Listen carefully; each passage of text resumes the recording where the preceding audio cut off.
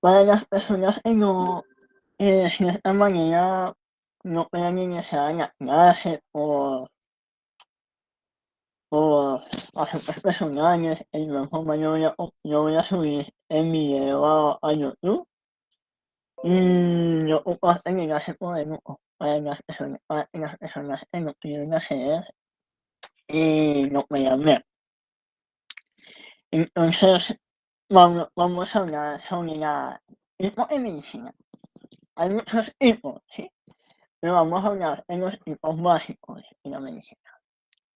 Venga, vamos a hablar medicina de cabecera y medicina rural. Antes de hablar, vamos a hablar un poco eh, sobre las propiedades o características que tiene un médico o que posee un médico. Entonces, el médico cuenta con cierta capacidad y profesionalismo, ¿sí? Para brindar una mejor atención al paciente. Entonces, un buen médico lo que hace primeramente es conocer el diagnóstico del paciente. Cuando estamos hablando de diagnóstico, estamos hablando de síntomas que presenta el paciente, ya sea diarrea, diabetes, eh, paro cardíaco, ¿sí?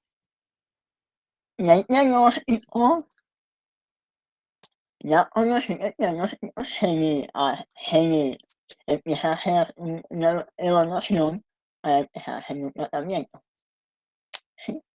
Entonces, existen dos tipos de medicina. Entonces, existen medicina de cabecera y medicina rural, ¿sí? Entonces, la medicina rural se ocupa más que todo en un servicio de visitas a domicilio. Ese servicio de visitas a domicilio normalmente se realiza en poblaciones con pocas personas o en los pueblos, ¿sí? Entonces, el médico rural lo que hace, el médico rural lo que hace es brindar un pequeño servicio a un paciente que vive lejano de la ciudad y que tiene dificultad al llegar a un hospital. Entonces, el médico rural lo que hace es brindar un pequeño servicio en el cual el médico lo que hace es hacer una pequeña evaluación en síntomas que presenta el paciente y le explica qué tratamiento necesita el paciente. En este caso, el médico rural no puede hacer una operación en una visita, ni mucho menos hacer un tratamiento. Simplemente va a hacer una observación al paciente y le dice qué medicamento requiere o necesita para mejorar su salud, ¿sí? En cambio, la medicina de cabecera cumple un papel mucho más fundamental, ya que se ocupa más que todo en conocer o mantener más un contacto personal con el paciente. Es decir, el médico de cabecera debe conocer su vida personal como su salud mental, ¿sí? Entonces, el médico de cabecera lo que hace, el médico de cabecera debe de saber qué síntomas presenta el paciente, qué tratamiento requiere el paciente. Pero más allá de eso, el médico de cabecera debe conocer su vida personal, donde vive, cómo pasó el accidente, qué si tiene testigos. Y sobre todo, evitar un buen servicio al paciente. Entonces, yo sé que quizás sean como yo hacerle preguntas a ustedes. Pues yo voy a hacerle dos preguntas a ustedes para ver si me prestaron atención o no sé si me expliqué mal. ella hace la primera pregunta a los conectadores. ¿En qué consiste la medicina cabecera? ¿Y en qué consiste la medicina rural? No sé si alguno me puede responder o me pueden decir, no sé, porque ahorita la clase, no sé el tema. Y no me va a explicar, o si tienen alguna duda, no pregunta. Entonces ahí me voy dejando la pregunta en qué consiste la medicina cabecera y en qué consiste la medicina rural. Eran nuestras preguntas para hacer más atractiva la clase y todos participen. Porque si yo hablo toda la clase, ustedes de pronto se duermen o se aburren porque yo hablo demasiado. Entonces, no sé si alguno me puede responder o el chat o pueden abrirse un micrófono y participar. Si no saben, pues pueden buscar por internet, pero lo más importante es que participen.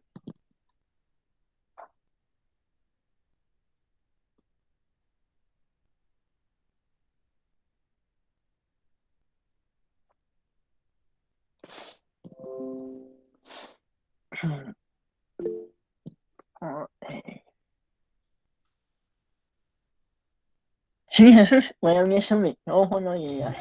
Hola Diego, espero que te encuentres muy bien la noche de hoy. Sí, señor. ¿Y cómo va acompañando la clasecita? Sí, Parece muy bonito que tú estés haciendo esto. Te felicito bastante. sí, Y el médico de cabecera es el médico de clínica, generalmente el que atiende a los pacientes en un lugar en específico sí, y también sirve como supervisor. ¿Listo? sí, señor. Y en el ámbito rural es obviamente es contrario al urbano y consiste en trasladar un médico de diferentes equipos al pueblo, a veredas, etcétera, etcétera, y Sí, atender a señor. las personas allá, ¿listo? Sí, señor. Muy excelente opinión, sí, señor. Como yo decía anteriormente, muchas gracias, Jesús. Excelente opinión. Sí, señor. Como yo decía anteriormente, médico rural se basa más en todo en brindar un servicio a aquellos pacientes tienen dificultad o no tienen o no están en condiciones para llegar a un hospital cercano y puedan ser atendidos. Como médico de cabecera, que ya es como les dije anteriormente, es un papel muy fundamental, porque el médico de cabecera se basa en conocer la vida personal como la vida en la parte de la salud del paciente. Entonces sí, son cosas diferentes. Gracias Jesús, excelente opinión. Así es. Ok, continuamos. Bueno, no tiene ninguna duda sobre el médico de cabecera médico rural. Estas son los dos servicios que suelen ofrecer los hospitales. Estos dos servicios, por lo general, estos dos servicios son los que más se ofrecen en todos los hospitales.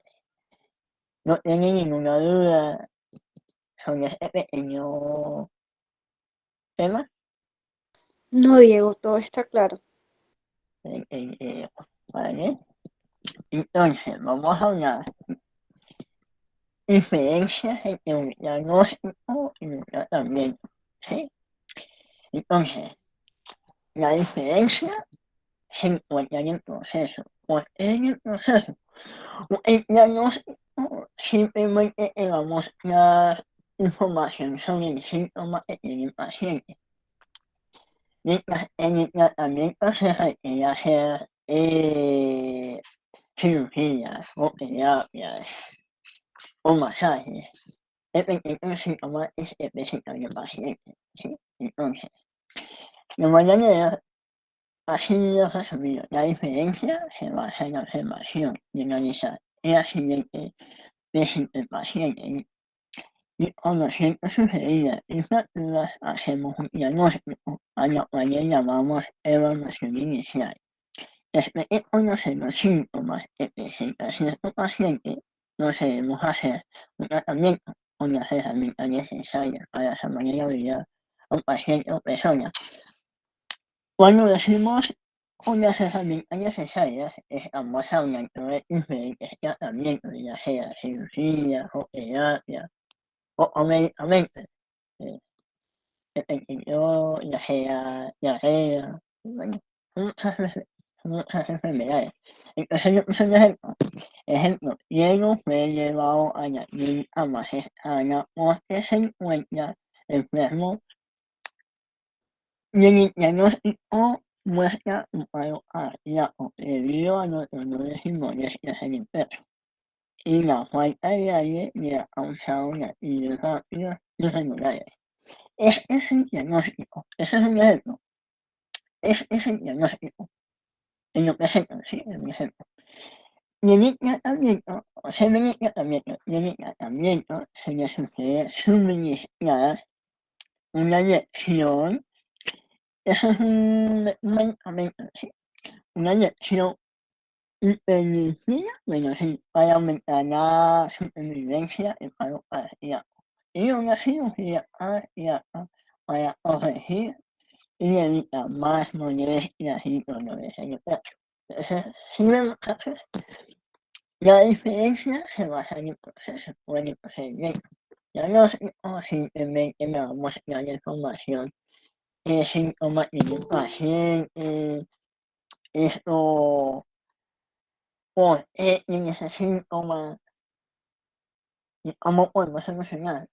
Existen muchas otras enfermedades, ya sea angiología, se lo voy a escribir acá, o si no, angiología. Angiología se basa más que todo en tratar con enfermedades de cáncer de tumor, cáncer de mama, cáncer de riñón, ¿sí? O las enfermedades como cardiología. Esos son síntomas. Las enfermedades son síntomas, para que lo tomen muy en cuenta. Las enfermedades son los síntomas. Es como la neurología. Neurología. Cuando estamos hablando de neurología, estamos hablando del cerebro. Parte cerebral, ya sea. Sí, Jesús, puede opinar, puede abrirse el micrófono. Sí, sí, gracias, Dieguito. Sí, como para hacer una aclaración. Generalmente cuando uno habla de centros cancerológicos, ¿sí? Obviamente, como Diego lo estaba diciendo, se trata sobre personas especializadas en diagnosticar cáncer, pero una apreciación que hacer ahí es que generalmente a las personas que estudian un doctorado, una maestría relacionadas con el cáncer, se les denomina oncólogo, ¿listo? Sí, Entonces, señor. como Oncología. para hacer esa apreciación, y la otra es, véanse, desde mi perspectiva, es una serie excelente, Doctor House. Es excelente esa serie, es excelente. Ahí uno aprende bastante, ¿listo? Entonces, péguenle una revisadita a Doctor House. Ya no es nada más, Dieguito. Gracias. Sí, sí, señor. Lo que te decía es oncología, oncología. Sí, esos son como un especialista, digámoslo de esa manera. Permítame la no. Oncología, sí. Eso es como un especialista, digámoslo de esa manera, esas enfermedades.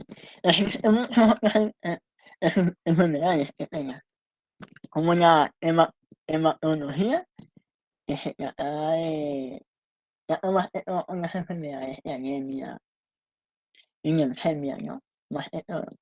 Entonces, muchachos, si están tomando apuntes en sus cuadernos, las enfermedades es el diagnóstico en paciente presenta, ¿sí? Es muy importante que lo tomen en cuenta.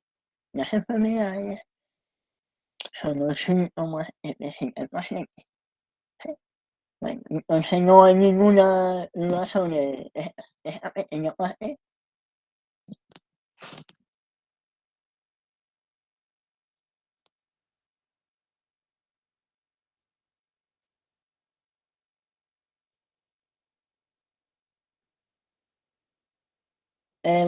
Nada, muchachos, ¿alguna duda sobre este pequeño punto?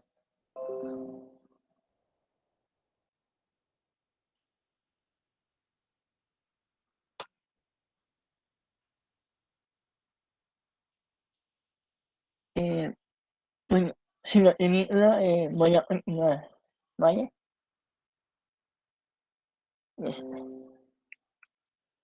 Listo. Aquí ya vamos a conocer la radiografía, ¿sí? Cuando estamos hablando de radiografías, estamos hablando del organismo del cuerpo humano. Todo, todo lo que tenga que ver con los órganos, sí. Listo. Cuando estamos hablando de la radiografía, estamos hablando de cirugía, digámoslo de esa manera, ya que se basa en hacer procesos como escaneo rayos X. Pero bueno, vamos a explicar primeramente. Cuando se habla de radiografías, se habla de fracturas en pacientes presentes. Sí. Entonces, de manera leer para comprender más el tema. Entonces, los diseños de radiografías suelen transmitir y visualizar las estructuras internas del organismo. Cuando estamos hablando de estructuras, estamos hablando de todos los huesos del cuerpo humano. Esas son las estructuras, los huesos del cuerpo humano. En estos procedimientos, el médico puede examinar detalladamente el interior del cuerpo del paciente y a su vez puede hacer en diferentes procedimientos. Sí, señor. Entonces, la radiografía se hace para analizar y examinar qué fracturas presenta el paciente, ya sea fractura de cráneo, fractura de los brazos. Ahí, como ustedes lo ven, lo ven de esta manera.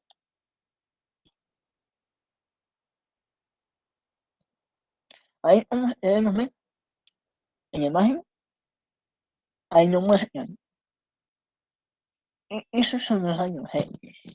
Ahí, como ustedes pueden ver, esos son los huesos. Ahí no se ve la carne, no. La radiografía simplemente lo que hace es examinar el cuerpo, pero la parte de los huesos, ¿sí? Entonces, por medio de un escaneo simplemente se puede establecer qué huesos se encuentran afectados, ¿sí? Entonces, yo ya lo hice y pues voy a hacer una pequeña pregunta.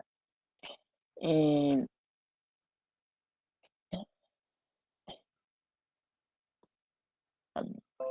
eh, las personas que han ingresado, estamos haciendo una pequeña clase de conceptos básicos sobre la radiografía, tratamiento, diagnóstico, la medicina. Bueno, yo les voy a hacer una pequeña pregunta. ¿Qué son los rayos X y para qué sirven y cómo funcionan? Yo ya lo dije, quiero que ustedes opinen, a ver si prestaron atención. No sé si puede opinar otra persona que no sea Jesús. Yo quiero que todos participen. Si de pronto no saben, podemos por internet, pero como les decía anteriormente, lo más importante es participar.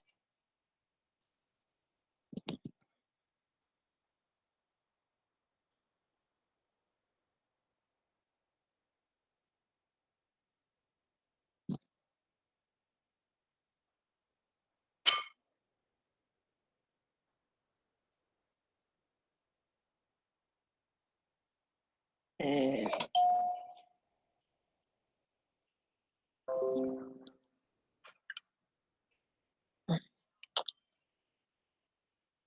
o sea, alguien puede responder esta pregunta, qué son los rayos X, para qué sirven y cómo funcionan. Yo ya lo dije, lo que yo quiero que ustedes opinen, a ver si prestaron atención o no sé.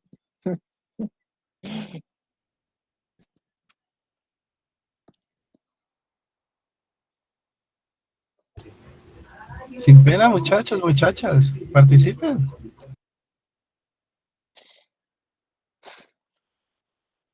Como les decía, si de pronto no saben, podemos por internet y participar.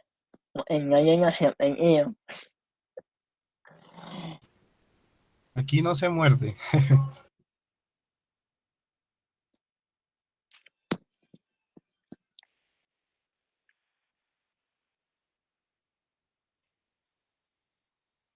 Deberías explicarlo otra vez, Diego. Ok, sí señora, no me expliqué bien. Ok, bueno, vamos a hablar de las radiografías, ¿sí? Eh, son organismos humanos. Entonces, la Espera, ahí Camila te comentó algo. sí señora.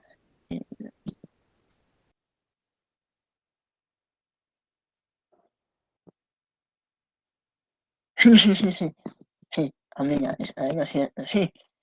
Sí, si tú vas a evaluar a un paciente así, normal, tiene fiebre, tiene gripa, y usted no conoce esas dudas, tiene porque no ha hecho un análisis, uno no se da cuenta. Por eso se requiere realizar una radiografía para identificar esa duda que tiene el paciente, ¿sí? Pero sí, bueno, me voy a explicar o si no me dice entender o hable muy rápido. Eh, Gracias, amiga. Excelente. Bueno, cuando estamos hablando de las radiografías, estamos hablando de un tratamiento. Cuando estamos hablando de un tratamiento, estamos hablando de un proceso que el paciente necesita. En este caso, el paciente necesita ser observado, evaluado por una máquina que se llama los rayos X. Los rayos X permiten escanear todo el cuerpo del paciente en la parte interior. Cuando estamos hablando de la parte interior, estamos hablando ya sea de los tejidos, de los músculos, de los huesos. En este caso, estamos hablando de los huesos, ¿sí? Entonces, la radiografía solo permite escanear los huesos. La ecografía sí permite escanear el organismo, o sea, la carne. ¿Sí? Entonces, en este caso, estamos hablando de la radiografía. Entonces, la radiografía sirve para analizar el factor que siente el paciente. ¿Sí? Es una radiografía que un tratamiento quirúrgico necesita el paciente. ¿Cómo funciona? Por medio de ondas, es una máquina, como es una máquina, se utiliza por medio de ondas, escanea el paciente, todo el cuerpo, y en el examen va a aparecer todo su diagnóstico, ya sea fractura de cráneo o de los huesos musculares. Entonces, no sé si me hice explicar mucho mejor, no sé muchachos, qué opinan. Eh, sí, yo creo que es bastante claro lo que tú dices. Eh, Colocar una adicional, la resonancia magnética. Sí, ahorita ya explico, ahorita ya Ah, les ok, vale, sí, gracias, gracias. ahorita ya les explico, magnética, sí señor. Sí, un proceso un poco diferente, pero se habla de lo mismo, escanear, sí, es un poco diferente. Sí, ahorita ya explico. Eh, pero dado este punto, el organismo en las radiografías, Todo perfecto. ok, Aquí en el chat también Camila dice que sí, está completamente claro. muy bien muchachos, eso es lo más importante. Que opinen, que estén atentos, y pues como les dije, es bueno que tomen apuntes. Pues cuando en la universidad lo primero que nos habla es la anatomía, partes del cuerpo humano. Bueno, muchas cosas. Bueno, usted me decía la ecografía y la resonancia. ya le voy a hablar de ese tema. Este tema es un poco más profundo de tratar. ¿Sí? Bueno, cuando vamos a tratar de geografía, ¿sí? Es un tratamiento muy parecido a la geografía, sino que al momento de analizar una geografía se permite observar toda la parte del cuerpo humano, como el hueso, como la carne. Entonces, la geografía es una estructura, lo mismo en la radiografía, solo que esta vez solo que esta vez permite analizar los meses o el tiempo de embarazo de una mujer. La geografía se hace más que todo en las mujeres cuando están en embarazo, ¿sí? Entonces, les decía, a diferencia en un examen ecográfico permite observar los riñones, los vasos sanguíneos, el hígado, pero también forma parte en los casos de embarazo. Cuando estamos hablando de los casos de embarazo, estamos hablando de el tiempo. La geografía también permite uno darse cuenta si es niña, si es niño, cuánto tiempo le hace falta. Entonces, por lo general, se recomienda realizar pruebas con la vejiga y la orina para evaluar posibles casos de embarazo. También se realiza la ecografía para examinar si la mujer está embarazada o no. ¿Sí? Entonces, ¿cómo se utiliza la ecografía? La ecografía se utiliza como medio diagnóstico. ¿Sí? Ese diagnóstico lo que permite es observar toda la parte interna del cuerpo, más que todo la parte del estómago, más que todo en las mujeres. Entonces la ecografía se puede realizar en la mayor parte del cuerpo humano, es normal, en especial en los músculos, como por ejemplo ligamentos, corazón, páncreas, entre otros.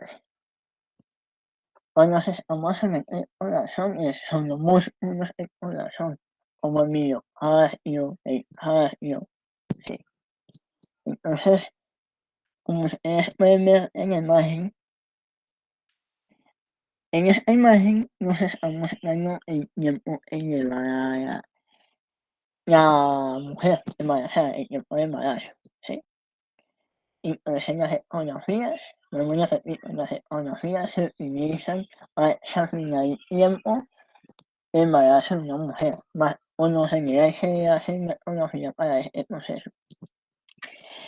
Ahí también lo más importante, la resonancia, la ecografía y la radiografía suelen ser el mismo proceso, pero resulta que no. En la resonancia es para observar toda la parte cerebral. ¿Sí? Entonces, como ahí nos dice, se suele realizar para crear imágenes del cuerpo humano de una persona, sí, pero la resonancia se basa más en todo lo cerebral, ¿sí? Ya sea una migraña, ¿sí? Entonces, se hace, esta máquina, ustedes ven acá, es como una onda, ¿sí? De radio. Esa onda de radio no va conectada con un imán, ¿sí? Y ese imán lo que hace, ese imán lo que hace es crear una imagen de todo el cuerpo de la persona, pero más enfocada en la parte cerebral de la persona, como ustedes lo ven en la imagen.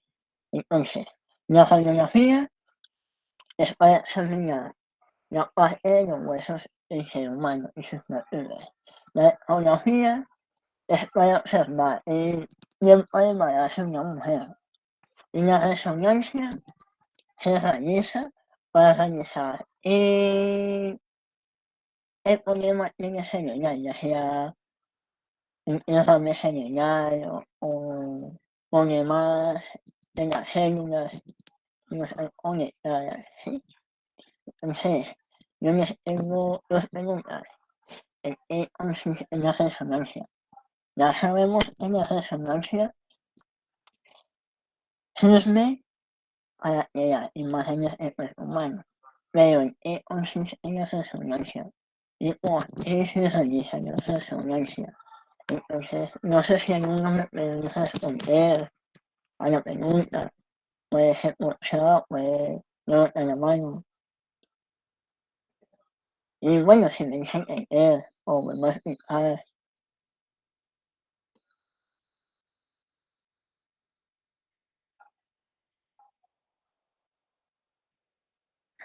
Es buena pregunta. Ah, ok. Eh, Niña, ¿me va a explicar o que lo pueda entender nuevamente o si me dice entender?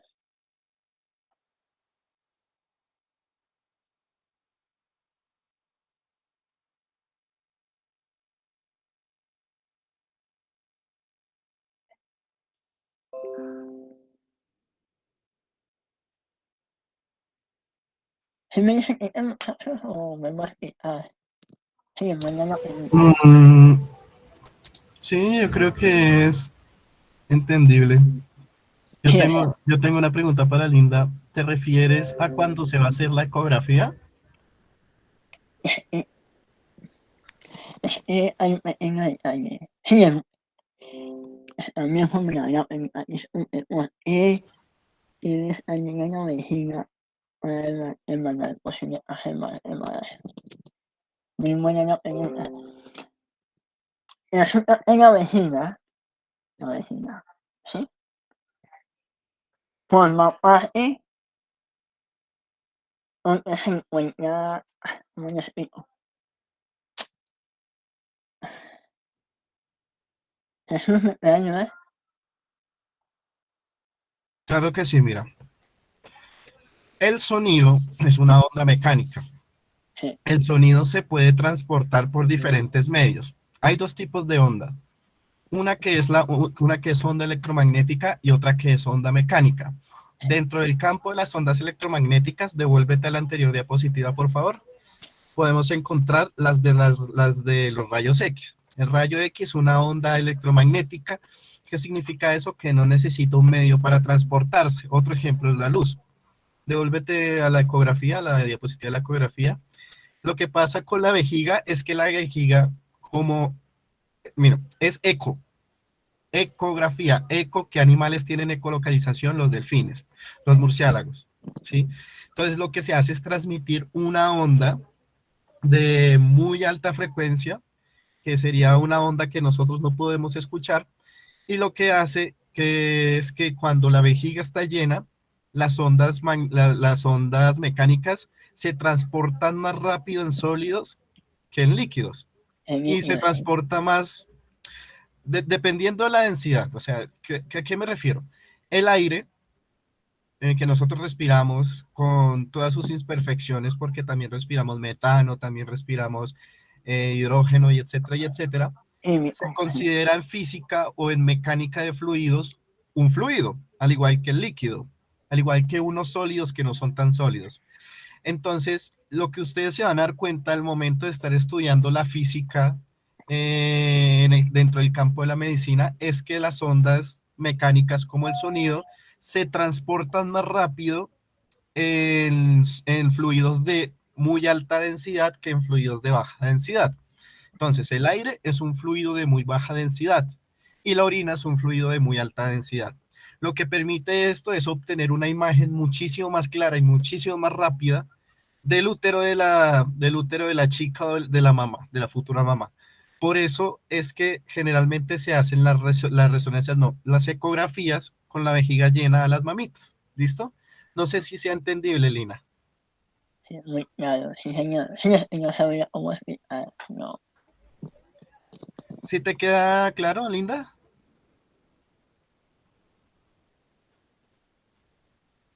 Ah, listo. Vale, Bueno, vale. Un sí, gusto ayudar. Sigue. sí. Bueno, yo creo que todo está claro en este punto sobre las ecologías. No me le digo que les explico. La radiología, sí. se realiza para observar y analizar toda la parte interna del cuerpo. Estamos hablando de los huesos. La ecografía se realiza para observar el tiempo de embarazo de una mamá, ¿sí? Una mujer. Y la resonancia se realiza más que todo en la parte cerebral, ¿sí? Ya sea un derrame que tenga. O las células no están conectadas, las neuronas no están conectadas. Entonces, por esa razón se realiza la resonancia para ver la gravedad. Bueno, vamos a hablar sobre las enfermedades más comunes del cuerpo humano. Son enfermedades básicas, ¿sí? Pero hay que tenerlas muy en cuenta. Vamos a hablar de la gripe. La gripe es lo mismo que decir la gripa, no en Latinoamérica se le dice la gripe. Bueno, cuando estamos hablando de la gripe, estamos hablando de un virus, ¿sí? De un contagio en el ambiente. Entonces, la gripe va relacionada con las infecciones en las vías respiratorias. Estas infecciones se pueden presentar en muchas formas, ya sea en el ambiente, mucha contaminación. Entonces, el aire que tú respiras en el ambiente es virus, y ese virus entra por la nariz, y en la nariz va a la vía respiratoria. Y la llegada a la vía respiratoria se puede dar gripe. Entonces, debido a cualquier tipo de virus que causa la fiebre, dolor de cabeza, dolores musculares o fatiga general. La fiebre se presenta de muchas formas, ¿sí? Más que todo en el ambiente, eso es normal, que la persona siente esa enfermedad. Entonces, cuando se presenta esa enfermedad, suele llegar hasta los 40 grados de temperatura, ¿sí? Entonces, hay una forma de prevenir esa enfermedad.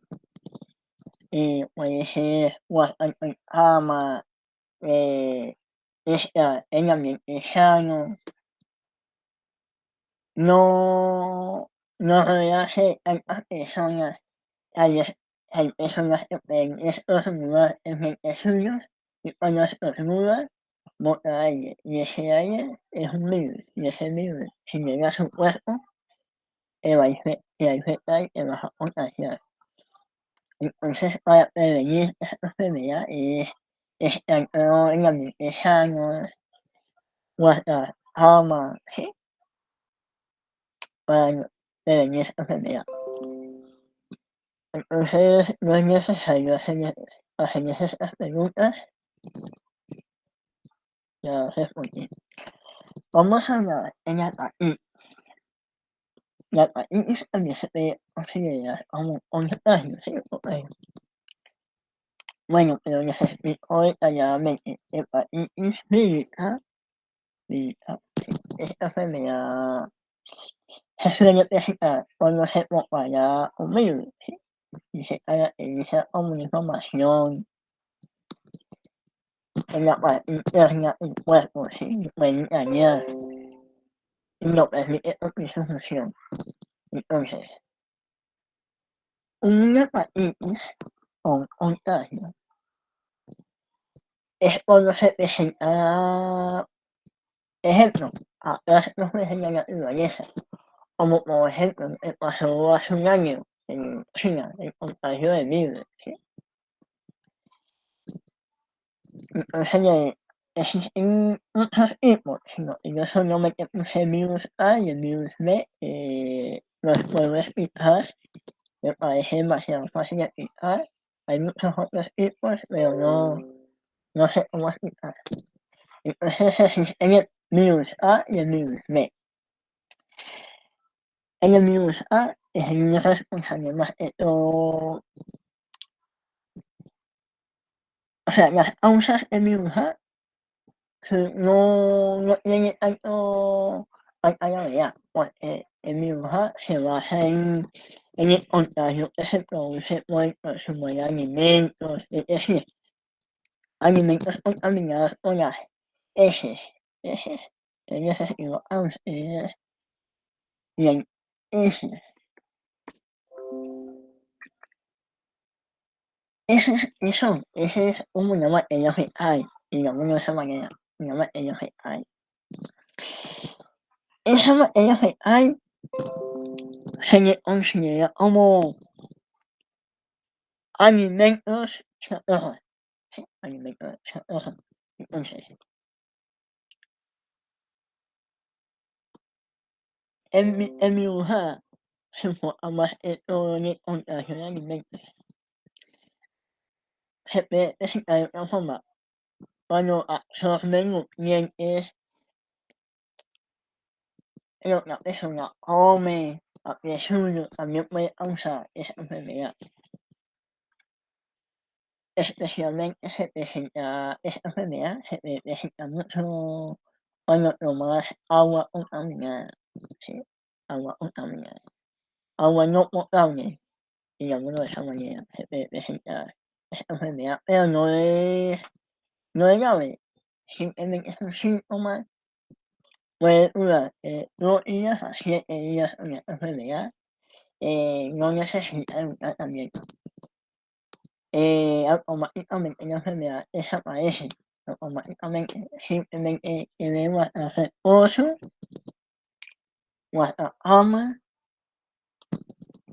y ser una persona higiene, más limpia, ¿sí? Saber en qué ambiente anda, ¿sí? Mientras en mi mujer ve, es un poco más grave, porque estamos hablando de lo sexual, la persona, ¿sí? Entonces, en mi mujer se presenta por la vida sexual, sí, por la vida sexual o por la vida sanguínea del mismo. ¿Cómo pasa eso? ¿Cómo pasa eso? Eso pasa en la mujer embarazada, que también puede transmitir el virus al feto.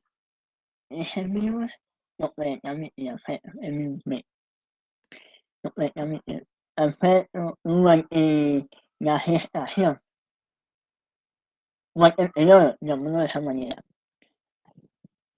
No sé si ustedes han oído hablar sobre la agenda, la mujer. No sé si ustedes. Ok, Jesús.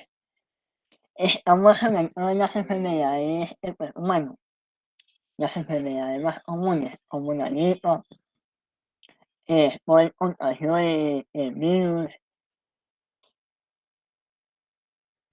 Estamos hablando de cómo se produce el contagio de la gripe, como lo dije anteriormente, no decir. Esta enfermedad se presenta cuando estás en un ambiente tan contaminado, contaminado, no es tú respiras, no es aire fresco, sino aire químico, y ese aire químico, cuando entra a tu nariz o a tu cuerpo, causa esta enfermedad. Entonces, no es recomendable es estar en lugares sanos, no está rodeado de tantas personas, porque puede haber personas que estornuden y te puede afectar. Entonces, esta enfermedad habla de la gripe. Como lo decía anteriormente, la hepatitis es un contagio, ya sea de alimentos o por la vía sexual. Cuando se estamos hablando de alimentos, estamos hablando del virus A. ¿Sí? Esta enfermedad se presenta cuando la persona consume alimentos contaminados. Esos alimentos contaminados se les llaman las heces. heces. Las heces se les considera como una materia fecal.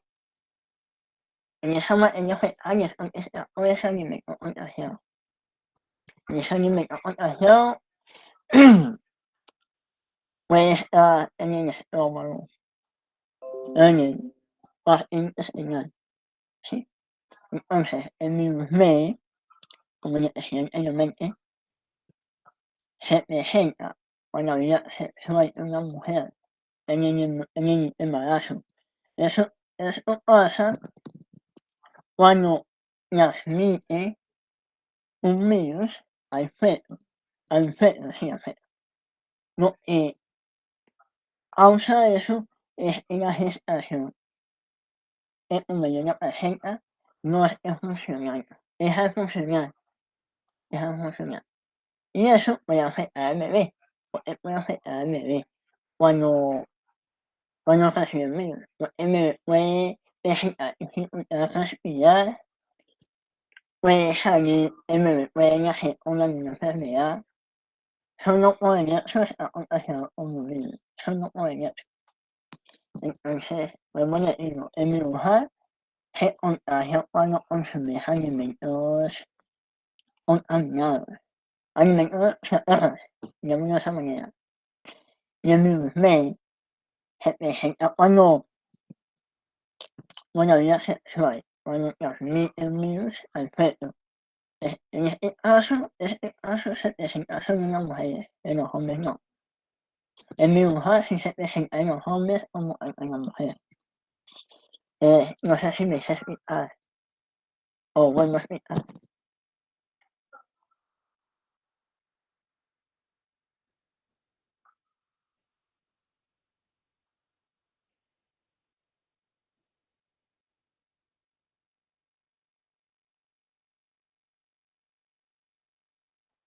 Vale, muchachos, y no somos apenas en la clase de la diapositiva. Continuamos. Vamos a hablar en la rabia. Sí, vamos a hablar en la rabia. La rabia se presenta más en los animales, en los perros. Esta enfermedad se presenta en los perros y se transmite a las personas por medio de una saliva. ¿Cómo pasa esto? Les explico.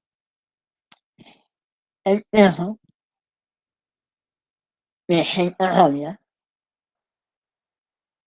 cuando vive en un ambiente y cuando maltratan, le pegan demasiado. Hoy aplican las lecciones y hoy en día utilizan lecciones para el animal sea bravo. No sé cómo se llama. Entonces, la rabia se contrae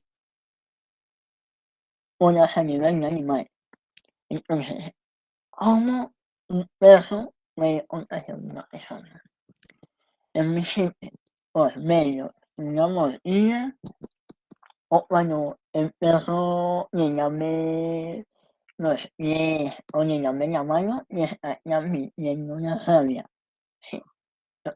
Cuando ustedes analicen y si en algún momento ustedes ven que su perro o su perra les está lamiendo la mano o los pies, significa que el perro tiene rabia. Tiene rabia.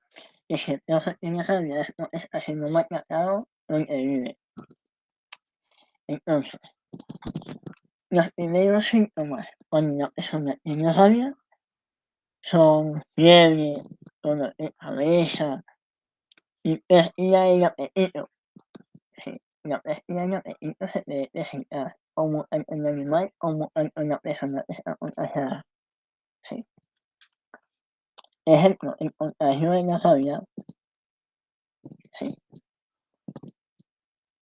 El contagio de la rabia, como en el perro maltratado, como en la persona que recibió el virus, puede presentar el mismo comportamiento en el animal presenta. Si la persona es contagiada, puede ser una persona agresiva, aunque está mal. Es un poco agresiva con las personas, con los familiares, con las personas cercanas. Entonces, es muy peligroso una persona en la enfermedad, porque le cuesta trabajo controlar su temperamento, su vida social. Y no solamente pasa en los perros, sino todos los animales mamíferos, ¿sí? Como el tigre, el gato, ¿sí? Eso es lo que pasa. No sé si me dicen en esta parte, en la zona, alguna opinión.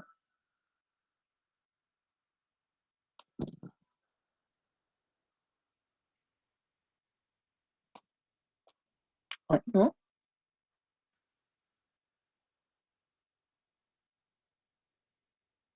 Ah, excelente pregunta.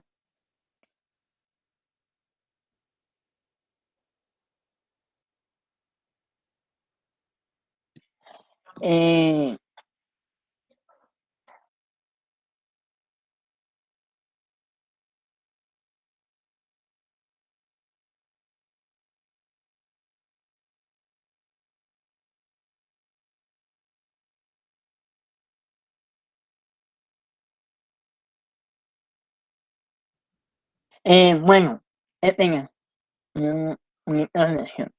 Bueno, pues particularmente entonces en humanos se desarrolla la agresividad. Como les decía anteriormente, la agresividad se puede en una persona depende de muchos factores, ya sea contagiar a un animal o ya sea porque la persona desde pequeña no fue mal educada. Un ejemplo, cuando yo era pequeño, eh, yo era una persona muy agresiva, porque me enseñaron a ser una persona grosera. La agresividad depende mucho de la educación de una persona. Si usted recibió una buena educación, pues él no va a ser una persona agresiva, porque conoce los valores, conoce y sabe ese respeto, sí, y el amor hacia una persona. En cambio, una persona que es agresiva significa que esa persona tuvo mucho maltrato, tuvo muchos problemas, por eso una persona es agresiva desde pequeña, de su infancia, así mismo es la persona. Pero cuando se estamos hablando de la rabia se presenta en los animales, no en la persona. La rabia es una enfermedad en los animales poseen por naturaleza, sí, por naturaleza. En varios animales poseen la rabia porque son maltratados, sí, o porque no mal educaron, sí, ese es el punto. Entonces, la, la agresividad depende mucho del ambiente en que se viviendo y con la clase de persona ese es el regalo, así mismo la persona. En el caso de los perros ya es por naturaleza, ya no hay nada que decir, ya eso es normal.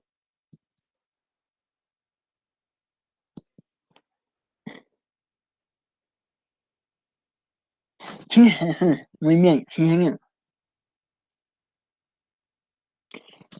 Una persona que es agresiva, ojo, una persona que es agresiva puede tener problemas mentales, ojo, sí señor, sí señor. Va relacionado mucho con el sistema nervioso simpático, sí señor, sí. ¿Puede afectar la parte cerebral cuando una persona es agresiva? Sí, puede afectar. La persona también puede ser agresiva cuando es antisocial, cuando es egoísta, cuando a la persona no le enseñaron a ser sociable y a tener amistades. Entonces la persona es como antisocial. Entonces la persona al ser antisocial maneja un carácter poco agradable, es pesimista. Al ser pesimista, la persona puede entrar en depresión. Y si la persona entra en depresión, puede generar varios comportamientos. y si la persona presenta buenos comportamientos, significa que la persona ha fallecido. Ese es un tema muy interesante tocarlo. Sí, señor. Una serie de sistemas nerviosos simpáticos y lo explico más adelante. Sí, ese es otro punto diferente. Entonces, este punto ya quedó aclarado, ¿sí? No tiene ninguna duda.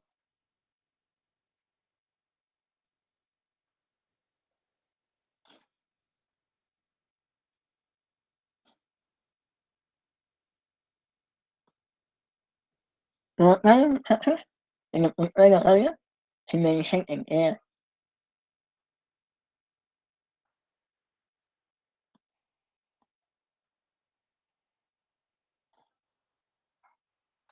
¿Sí? Voy a continuar si tienen alguna duda por el chat, voy a activar su micrófono. Vamos a hablar de los parásitos intestinales, ¿sí? Los parásitos intestinales son como infecciones que uno puede tener en la páncreas, ¿sí? Entonces, los parásitos son frecuentes en los jóvenes, ¿sí? Más que todo en las personas de 5 años a 25 años, ¿sí? Que se presentan esta enfermedad. Entonces, son frecuentes en los jóvenes y se propagan con facilidad o contacto directo por medio de alimentos contaminados.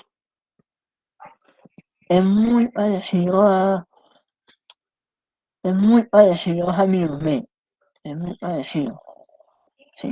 Sino el contagio es diferente. Entonces les explico. Los parásitos intestinales, si ustedes alguna vez se han dado cuenta cuando ustedes van al baño y van a cagar, ustedes no hagan sucios, les salen gusanos blancos como de 8 o 10 centímetros, no sé si ustedes le han dado parásitos.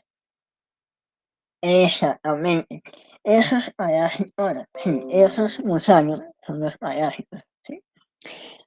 Pero esos gusanos tienen una enfermedad, tienen un nombre, ¿sí? Ese nombre, el parásito de un gusano, se le llama oxi.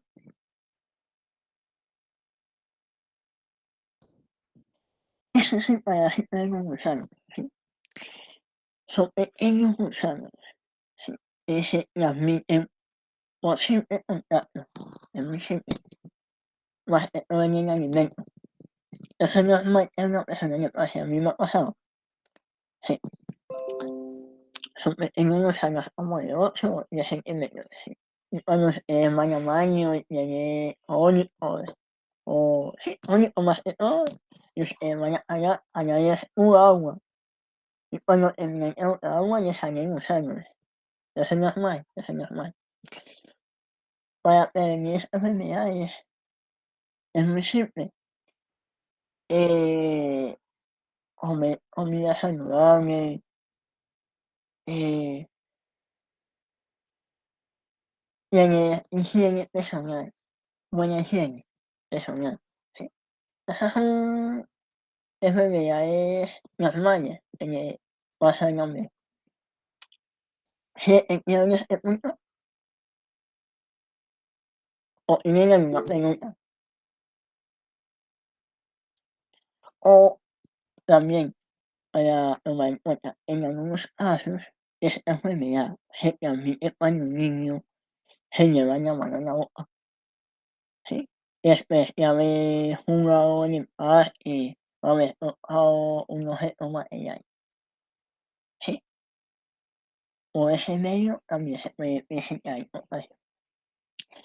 Cuando un niño se mete un dedo en la boca después de haber tocado un objeto material, se empieza, se empieza a crear los parásitos y esos parásitos son muy gusanos. Todo empieza con las manos, cuando el niño se mete las manos en la boca y se lo mira la base en la mano. Entonces, para prevenir enfermedades, lo bajé en la mañana, lo bajé en la mañana. Y la haya, ¿sí? En la mañanita. Eso es lo más importante. Mm.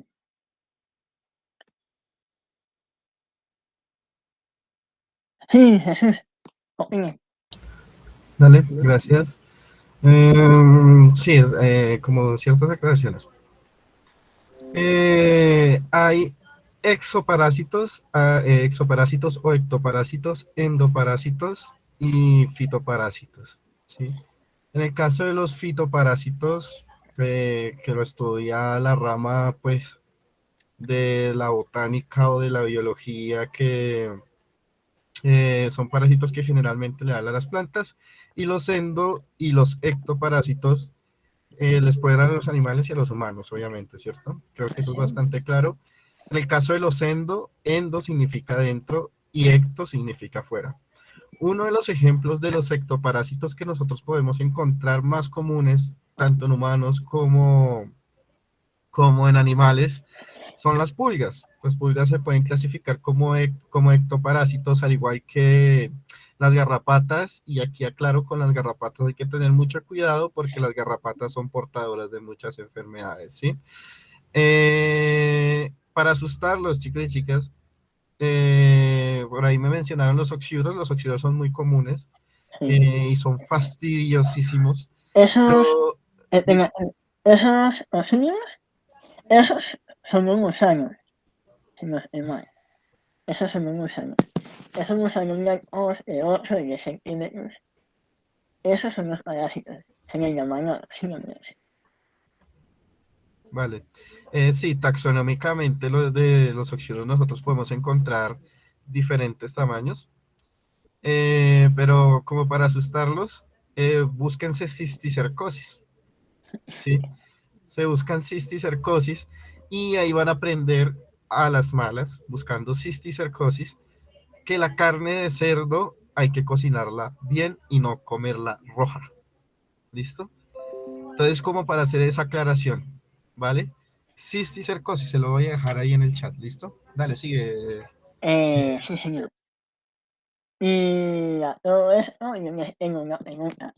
¿Qué tipo de alimentos no usan los parásitos? No sé si alguno me puede responder. ¿Qué tipo de alimentos no usan los parásitos?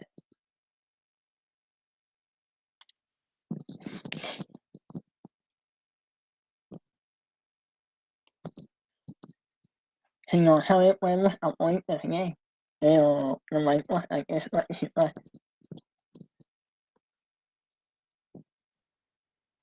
Y-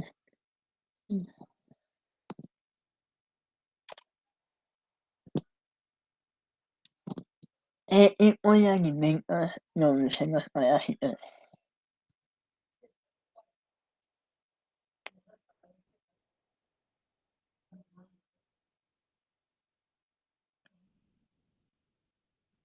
Sí.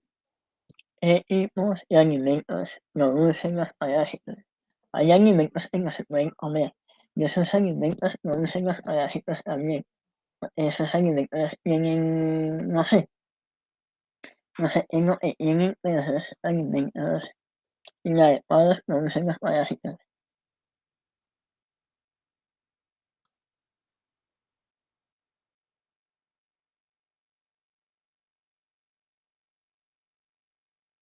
Es que creo que estás formulando la pregunta mal, porque lo que se entiende es que los parásitos producen alimento, o más bien en qué tipos de alimento proliferan los parásitos. Por ejemplo, la nuda no usan los Ah, parásitos. vale, proliferan, sí, sí, sí, ahí viven. Sí, Ok, pues, ok. la nuda. Es alimento, en la hora de escribir, no usan los parásitos. Si no estoy mal, yo tengo pues, y es uno de los alimentos. Sí, sí. Entonces, todo quedó claro en este punto.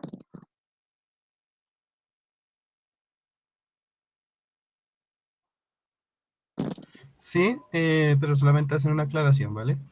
Sí, Parásitos únicamente no son gusanillos, sí, intestinales, ¿listo? También nosotros podemos encontrar dentro de la taxonomía mundial, aquí hay, eso es un mierdero completamente gigante la taxonomía. Nunca se colocan de acuerdo los taxónomos, pero también podemos encontrar eh, organismos microcelulares, unicelulares, para que lo entiendan muchísimo mejor, que también son parásitos, ¿sí? sí, Y que nos pueden producir infecciones y que proliferan supremamente rápido en nuestro organismo. Entonces, Diego nos colocaba como, por ejemplo, el de la verdura cruda.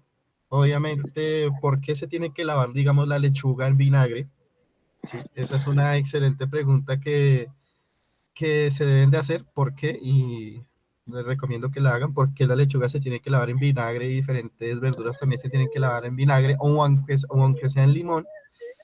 Y porque cuando uno va a una zona tropical, como por ejemplo en el Amazonas, uno se tiene que cuidar mucho de algunos insectos. No vacunarse porque las vacunas generalmente no, siempre son en contra de virus. ¿Listo? Porque uno se tiene que cuidar en el campo. ¿Sí? Entonces ahí empiezan a mencionar al Trypanosoma cruzi, al Leishmania, y etcétera, ¿sí? Al de la malaria, ¿listo? Entonces son cosas que les dejo ahí como para que se piensen, ¿listo? sí, señor. Una pregunta. En esta señorita, sí, a ver, hay hormigas. Porque si ustedes no ponen las hormigas, las verduras no botan el químico en el alimento. Todo el alimento tiene químico, ¿sí? Porque uno no conoce de dónde llega el alimento, de dónde fue transportado. Entonces, cuando uno pone las verduras, el químico se va, ¿sí? La proteína. En cambio, cuando uno se come la verdura así cruda, sin haberla hervido, ni mucho menos limpiado, los químicos tienen como virus, tienen como, no sé, moléculas que te pueden afectar el sistema digestivo y te puede causar parásitos. No sé si me dicen entender.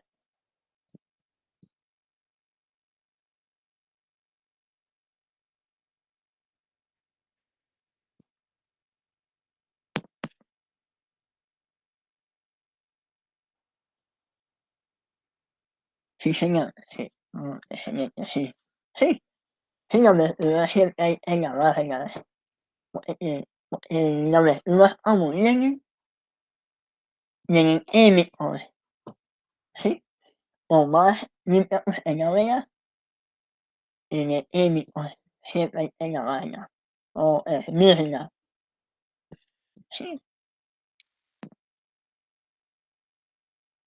¿Cómo se qué buena pregunta. ¿Cómo se manifiestan los o sea, okey, ustedes conocen los síntomas. Cuando tú sientes dolor de estómago, o cólicos, o vómito de comida, tiene parásitos, ¿sí? Si tiene si está pálida, si usted se hace mucho la comida carne y se dedica a comer comida chatarra, digámoslo así, por por esas razones no se puede aplicar si la persona tiene parásito o no. Sí, porque vuelvo y repito, los síntomas cuando una persona tiene parásitos cuando tiene dolor de estómago fuerte, demasiado fuerte,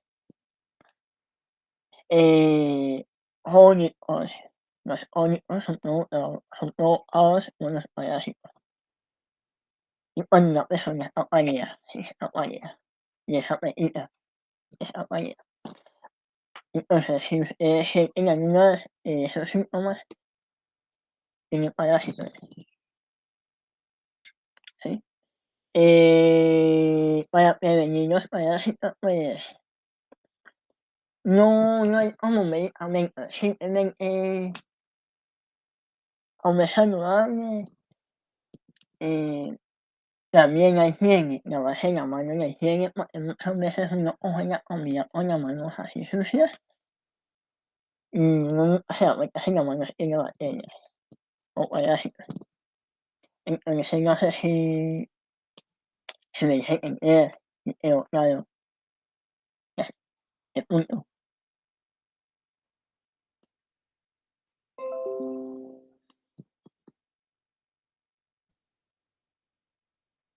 Sí, quedó claro este punto de los parásitos, si no sabía.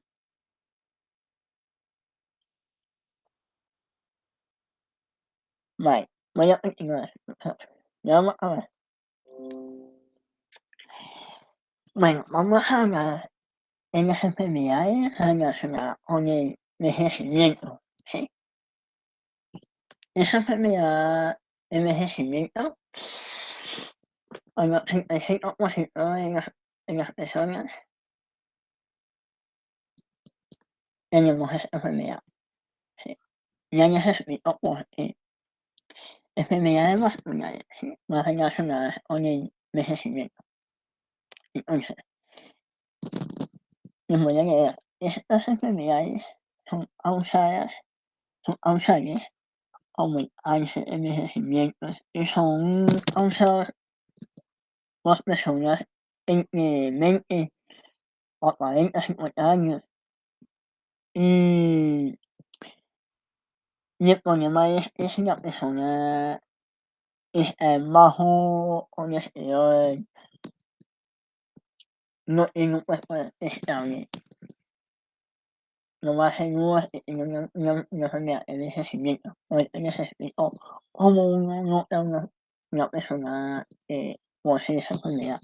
Entonces, sobre todo cuando se presenta cáncer digestivo de mama, cáncer de mama, eso va para las mujeres, cáncer de mama, cáncer de próstata, de vejiga, en la piel, ya que son muy frecuentes las personas que se sientan en adelante.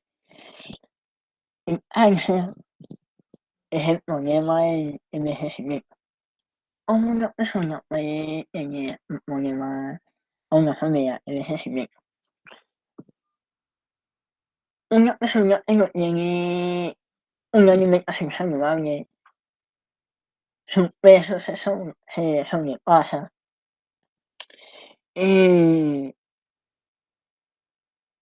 su aseo personal, ¿sí? Su higiene personal. También cuando una persona trasnocha demasiado y duerme poco,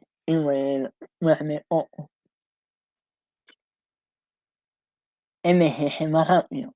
Cuando una persona duerme poco y no duerme en estado normal, que duerme una persona 7, 8 horas, máximo 7, y duerme solo 4 o 5 horas. La persona suele envejecerse más rápido. ¿Por qué? Porque las neuronas, ¿sí? Como los ojos, como la piel, cuando uno duerme, uno siente un sudor, ¿sí? Un sudor. Ese sudor eh, son como bacterias, digámoslo de esa manera. Esas bacterias son manchas en la piel, se generan como manchas en la piel, ¿sí? Cuando se generan esas manchas en la piel, se empiezan a formar como bolas en la piel, bolas. Entonces, cuando una persona tiene manchas en la piel y empieza a formar cáncer de piel, solo por el hecho de trasnocharse todos los días, ¿sí? Solo por el hecho. Una persona puede sufrir cáncer de piel cuando duerme poco. Yo no lo sabía, hasta que me puse a investigar y sí.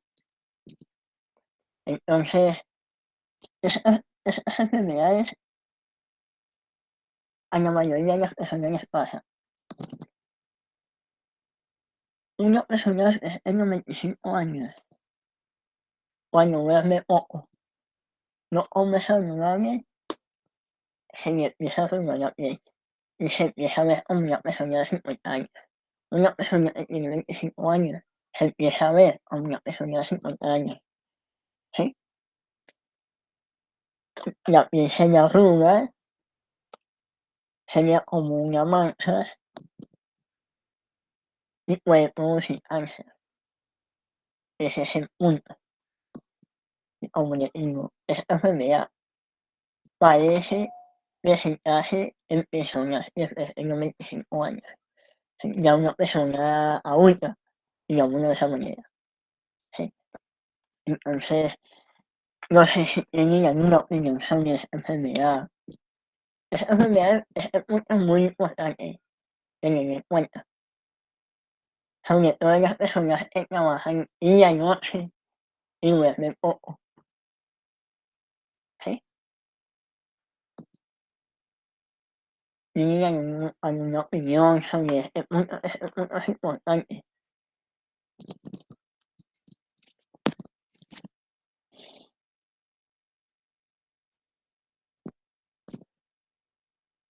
Algunos de los muchachos sobre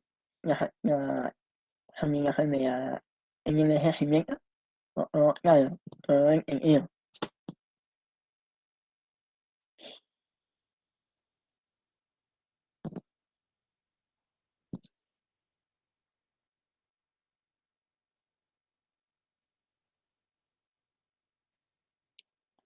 Nosotros,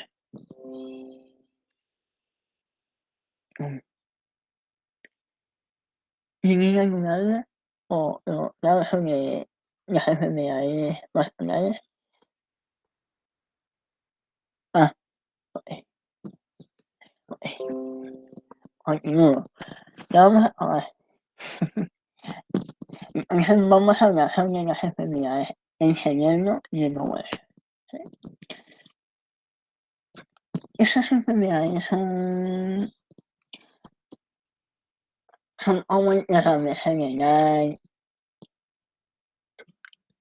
o cuando una persona presenta fractura en la parte del cráneo, del cuello, también se le considera como enfermedad cerebral, ya que se les aumenta la fractura. ¿Sí? Cuando estamos hablando en los huesos, estamos hablando del cráneo. No me sé los nombres de los huesos, pero más relacionada a la parte interna cerebral.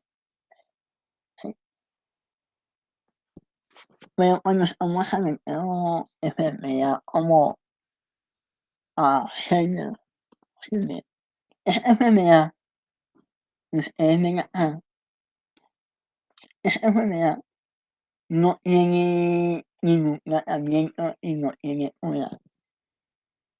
Esta enfermedad, como el Parkinson, no tiene cura, no existe un tratamiento para tratar con esta enfermedad.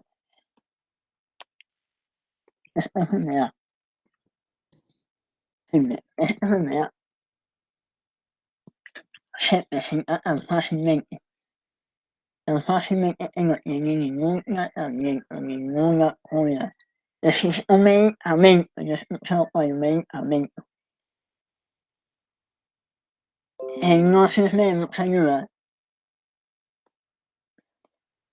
Pero les explico, esta enfermedad se suele causar en las personas mayores de 60 años. ¿Sí? Personas que parecen afectadas por el sistema de trastorno del sueño. ¿Sí? Trastorno neurológico, se le llama, trastorno neurológico. ¿Sí? Entonces, en la Alzheimer o el Parkinson son dos enfermedades diferentes, pero esta enfermedad, como esta enfermedad de Parkinson no tiene ningún tratamiento, ni siquiera se conocen las causas por qué se presenta esa enfermedad en el explicar. Mira, mira, mira, mira. Mira, es el cerebro del ser humano. Es un ejemplo, es el cerebro. El cerebro cuando está grave, el cerebro cuando está grave, porque dice hacerme lo que está grave. Se presenta cuando las neuronas se dañan, ¿sí? Y pierden como una conexión de que se permite su función, ¿sí? Entonces, porque dice hacerlo grave, se debe a que las neuronas se dañaron, ¿sí? Y como se dañaron no permite su función al sistema neurológico. Y por esa razón se presenta la enfermedad. Entonces, la enfermedad en Alzheimer se presenta cuando las neuronas dejan de funcionar, ¿sí? Entonces, los síntomas cuando se presenta esta enfermedad, ojo, escuchen bien, los síntomas cuando se presenta esta enfermedad se presenta cuando la persona sufre pérdida de la memoria, ojo, cuando presenta pérdida de la memoria y cuando tiene problemas de comportamiento, ¿sí? Entonces, cuando una persona presenta pérdida de la memoria significa que la persona se le olvida ciertas cosas, se le olvida el nombre de cierta persona, ¿sí? Y por esa razón, como las neuronas no están conectadas, se le empieza a generar la pérdida de memoria, ¿sí? Porque la neurona no puede hacer su función, digamos de esa manera. Y la pérdida de conocimiento es cuando la persona empieza a manejar actitudes agresivas, cuando la persona es agresiva con las personas que están a su alrededor, siempre maneja un carácter violento. Esta enfermedad se puede presentar tan fácilmente cuando la persona le cuesta trabajo controlar su temperamento. Pero si vamos a un médico, a un hospital, ahí le van a decir, no, esta enfermedad no tiene cura. Esta enfermedad puede durar años hasta toda la vida, ¿sí? Existe un medicamento, me tocó investigar, yo no sabía el nombre del medicamento. Existe un medicamento, sí, sí señora, sí, las neuronas. Las neuronas son como células, digámoslo de esa manera. Se interconectan y hacen su trabajo de proceso. Entonces, nos pueden buscarlo por internet. Hay un medicamento, se llama agi-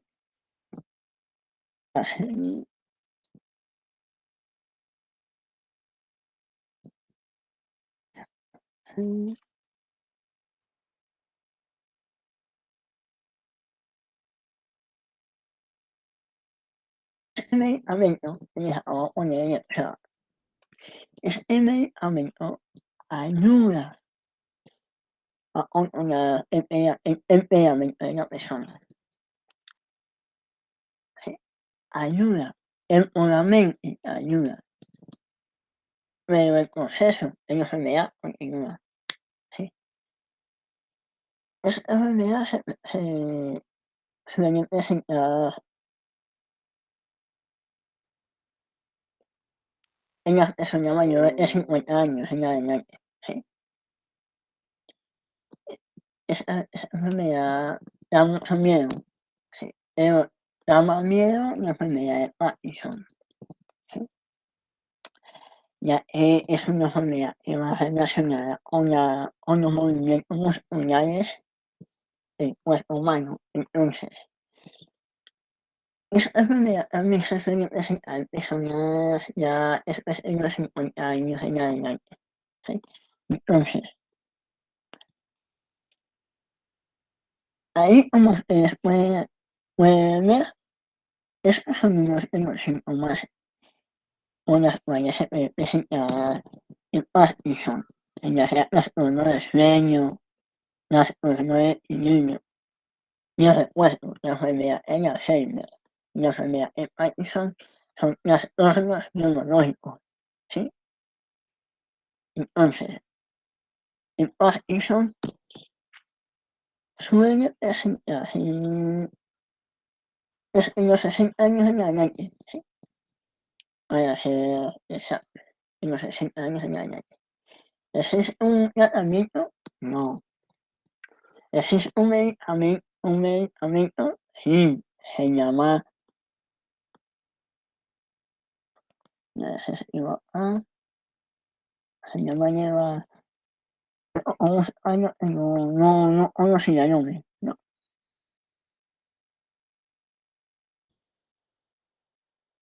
Ese medicamento es un medicamento muy costoso.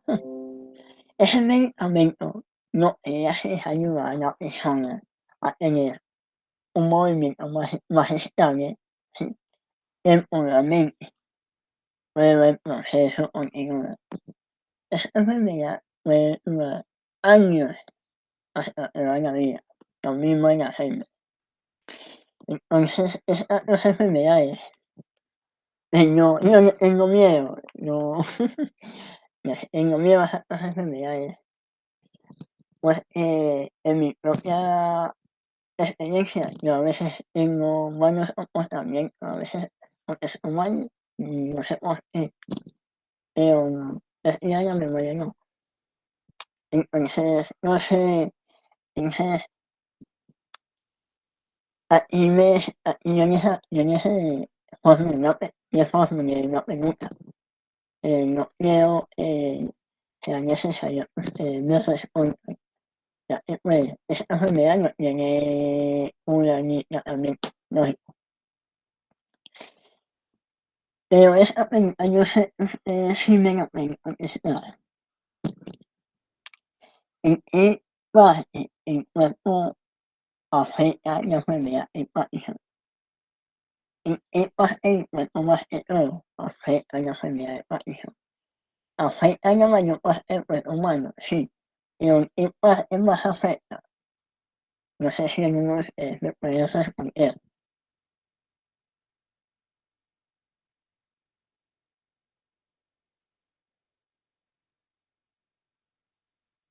Nosotros,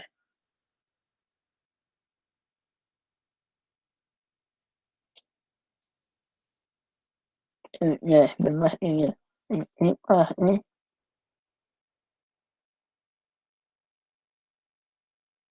del cuerpo humano afecta más Parkinson.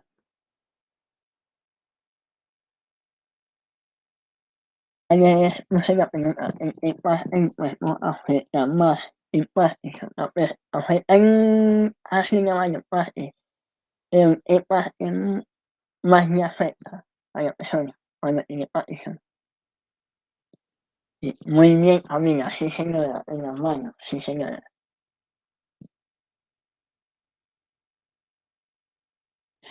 Vale, Jesús, el mejor ya voy a ver, vale.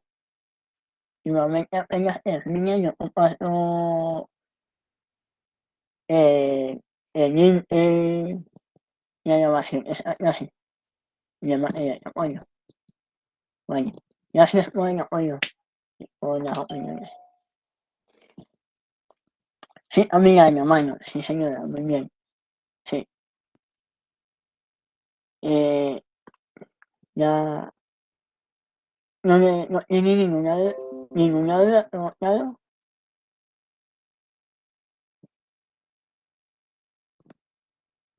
Ah, vale, vale. Pues, pues eso sería todo por hoy. Y ya fue mucha información. No sé si a usted le pareció mucha información. Eh, si sintieron que aprendieron o conocieron cosas que no sabían.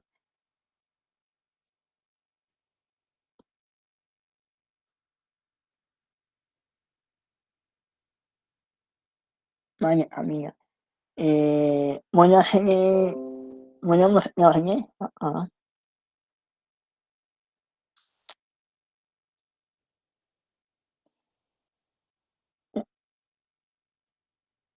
¿Sí? En la siguiente clase, que va a ser el jueves, ¿sí? Vamos a hablar de los medicamentos, vamos a hablar cómo se suministran los medicamentos, ¿sí? Entonces, vamos a mostrar, ¿sí? Así, para hacer un repaso rápido. En la clase de sesión 2, que va a ser el jueves, vamos a hablar sobre los medicamentos, enfermedades genéticas, ¿sí? Va a ser muy interesante, ¿sí? El virus en SIDA, ¿sí? Vamos a hablar en la anemia, vamos a hablar en diabetes, vamos a hablar en las enfermedades tiroides, vamos a hablar de accidente vascular y cerebral, vamos a hablar de enfermedades circulatorias del corazón, y ese nombre, esta es una enfermedad que pocos conocen, ¿sí? ¿Sí? Entonces, esa va a ser la clase para el jueves, ¿sí? Entonces, eso fue todo, muchachos. Voy a ahorita les comparto este material de apoyo y la grabación en la clase, la va a subir a YouTube. Y pues nada, eso sería como todo.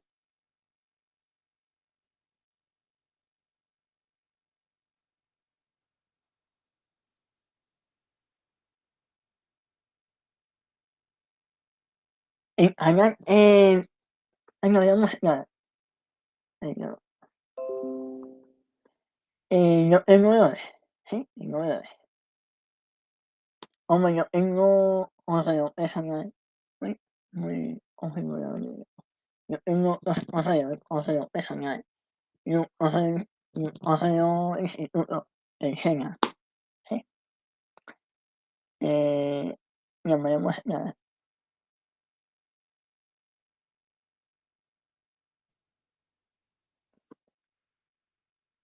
Sí.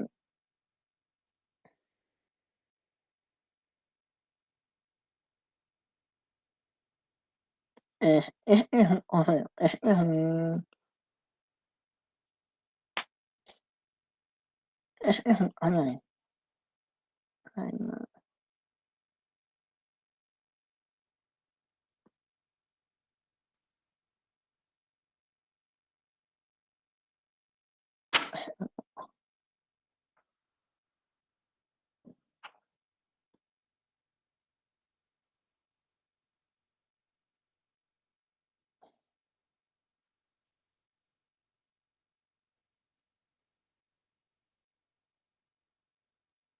Eh, este es un canal.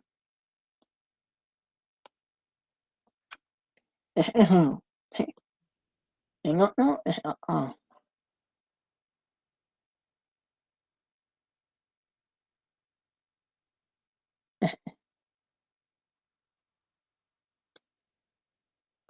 Este es uno, sí. Y este es otro.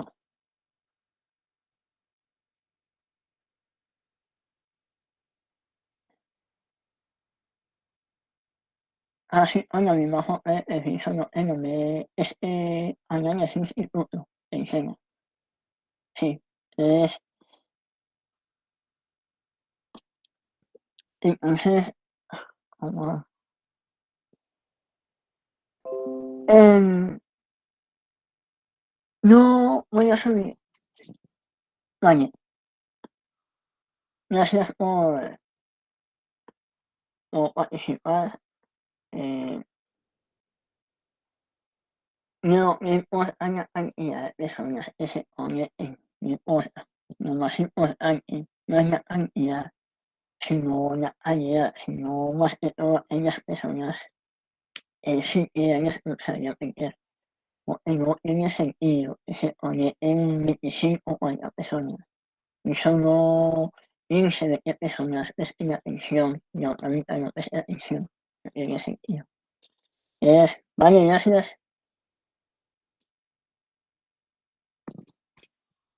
Vale, gracias. Ya pueden salir de la reunión, si lo desean.